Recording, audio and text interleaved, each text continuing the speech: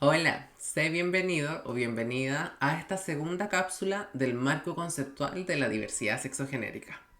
En esta ocasión veremos las categorías identidad y expresión de género, además de comentar otras aclaraciones respecto a la diversidad sexogenérica. Comencemos con la identidad de género. La identidad de género hace referencia a un fenómeno psicológico. Tiene que ver con la autopercepción que una persona tiene de sí misma.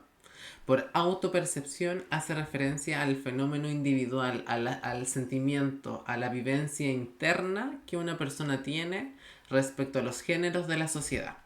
¿Por qué hablo de los géneros de la sociedad? Puesto que no hace referencia exclusivamente al masculino y el femenino, como este duopolio o este binarismo, sino que también hace referencia a los géneros que su sociedad reconoce.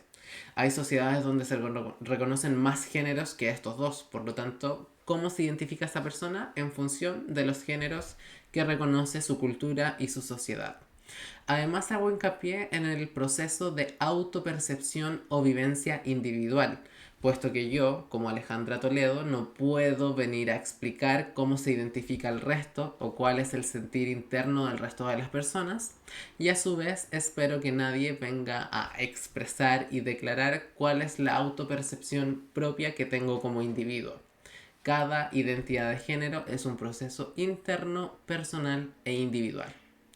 Ahora, en la sociedad occidental se reconoce por lo general solamente dos géneros, el masculino y el femenino, pero no siempre es así, puesto que eso es una vivencia limitante del fenómeno cultural de la identidad de género que se puede asociar también a otras posibilidades. En ese sentido surgen tres conceptos respecto a la identidad femenina, cuya identificación es con el rol social y el sentir asociado culturalmente a lo femenino. Por otro lado también está la identidad masculina, cuya identificación es con el sentir y el rol social asociado culturalmente a lo masculino. Cada quien podrá reflexionar en torno a qué es lo femenino y qué es lo masculino. Pero al mismo tiempo surge también una tercera alternativa que tiene que ver con lo no binario, que rompe este duopolio de lo uno y lo otro, o lo masculino y lo femenino, sino que también permite una tercera identificación, que puede ser llamado, por ejemplo, una persona no binaria o una persona de género neutra o una persona de tercer género, por ejemplo.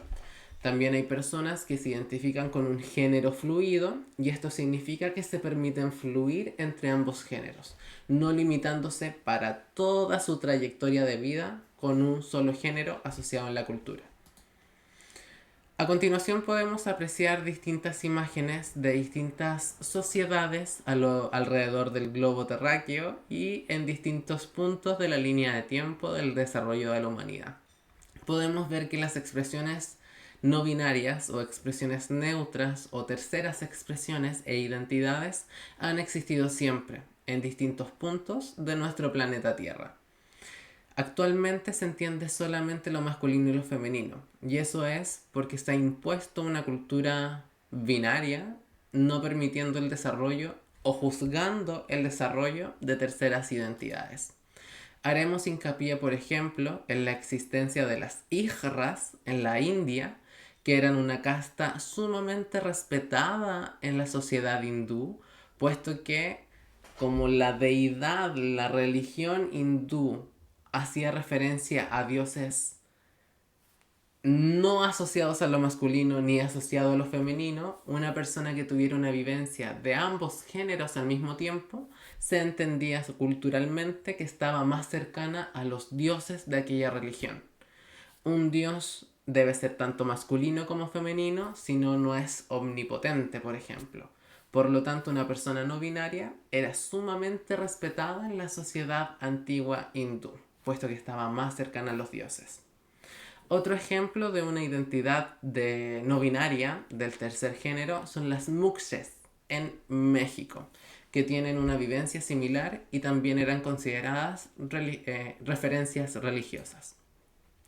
A continuación vemos un gráfico extraído de la encuesta T, una investigación cualitativa y cuantitativa elaborada por la organización sin fines de lucro OTD de Chile del año 2017, en la cual se investigó y se encuestó a personas trans de Chile y se les hizo la pregunta en qué edad no se adecuaban al género impuesto.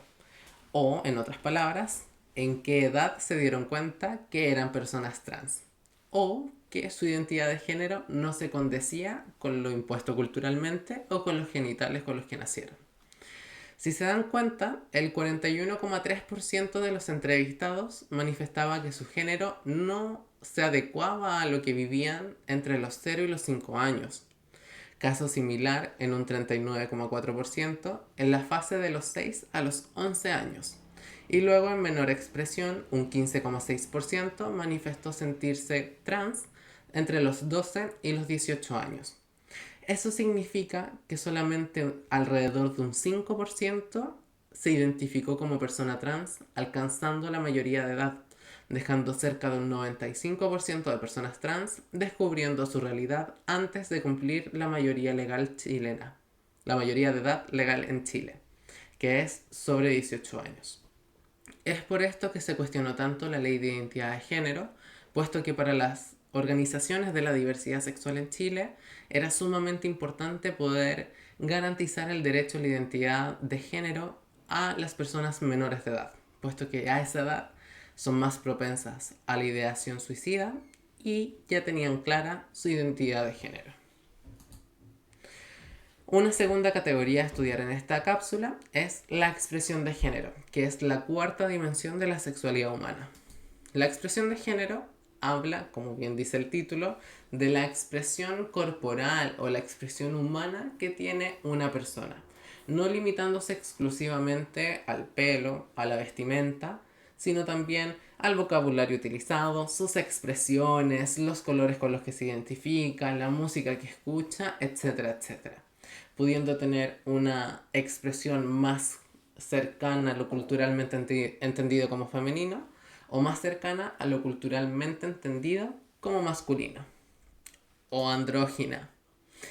Lo masculino tiene que ver con lo culturalmente masculino, lo femenino con lo femenino y también, como les decía, existe el concepto de la androginia, que son las personas andróginas, que tienen una expresión neutra o ajena a ambos géneros, a este binarismo de lo masculino y lo femenino. Por ejemplo, si buscamos en internet podremos encontrar personas como eh, las que podemos ver aquí en las imágenes. Hay distintos artistas, actores, cantantes, y sobre todo esto se ve y se aprecia en modelos de alta costura europea, donde tienen una expresión tanto masculina como femenina al mismo tiempo. ¿Por casualidad reconocen algún artista dentro de las imágenes? Para finalizar esta cápsula educativa hablaremos de otras aclaraciones. Por ejemplo, la pregunta que quedó pendiente de la cápsula anterior. ¿Qué es ser queer? El ser queer es una identidad de género no binaria, o sea, que escapa de lo masculino y lo femenino, que también sirve como una postura política agénera, identificándose con algo más allá de lo masculino y lo femenino en la sociedad. ¿Por qué hablamos de una postura política agénera?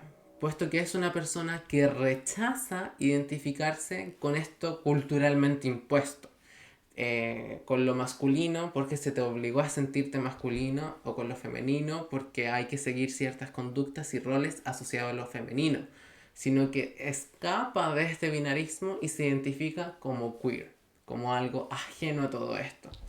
Todas las personas no binarias son queer, podría ser, pero tiene más que ver con una postura política de rechazar lo culturalmente impuesto. Como también aquí dice, es una traducción literal del concepto inglés raro, que en inglés es queer. A su vez, hay una población chilena, un grupo social dentro de las personas trans, que se autodenominan como maricas, que tiene que ver con este rechazo a ser una trans femenina, a ser un trans masculino, sino que ellas son queer o son maricas. No sé si habrán escuchado ese concepto. Por otro lado, algo que ya comentábamos, ¿qué hace el símbolo más dentro de la sigla LGBTIQ+.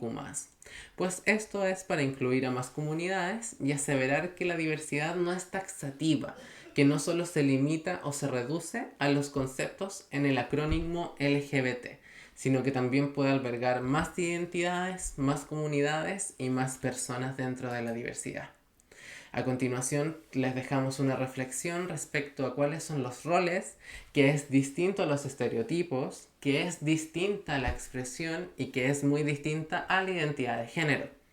Mientras la identidad de género es algo personal, la expresión es algo que se manifiesta corporalmente, mientras los roles son lo que se espera de alguien según su apariencia y los estereotipos ya es algo, como bien indica el nombre estereotipado, es algo que se espera y que se burla ya intentando como repetir y limitar a las personas según su género. Espero que estas cápsulas hayan sido de utilidad para ustedes y puedan entender de mejor manera cuáles son los conceptos asociados a la diversidad sexogenérica.